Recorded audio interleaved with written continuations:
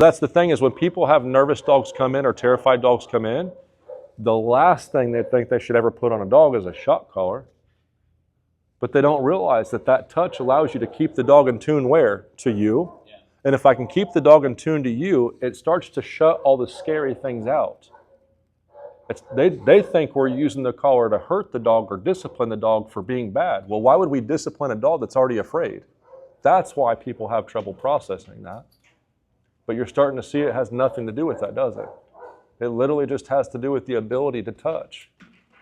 Try it. Friends, family, I'm telling you, when you go home and you're talking to people, just touch. Your wife, you walk up to her, instead of just saying, hey, I love you, just, hey, I love you. See the response difference. Same thing with your kids. You go to talk to your kids, go and talk to them and say, hey, how was your day at school? Don't just ask. See that they'll be like, they won't know. If you don't do it all the time, they'll almost be like overwhelmed, like, what's wrong? And then you'll even be able to see that even humans respond that way if they're not used to being touched. Until you do it enough to where they're like, yeah, dad just comes and, dad loves me. This is a form of dad's affection of putting his hand on me and asking me how my day was. But a lot of times, dad only puts his hand on me whenever I've done something bad. Son, do you see what I'm saying?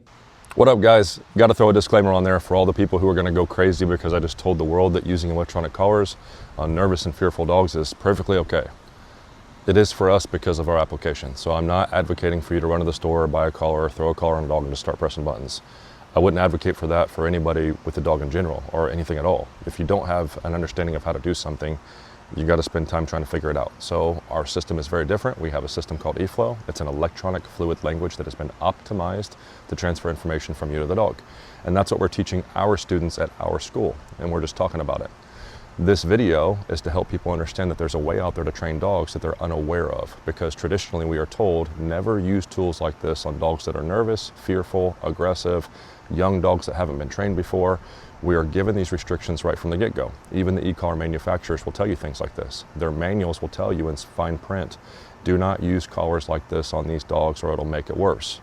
Well, that's because of the way that they present the collar to these dogs.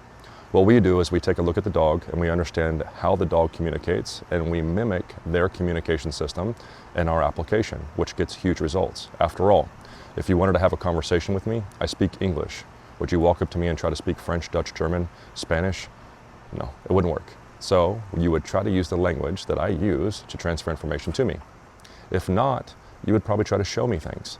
Well, that makes sense. That's why when we go to countries, we pick things up and we point to it and we're like, what is this, or how do I do this, or where do I go?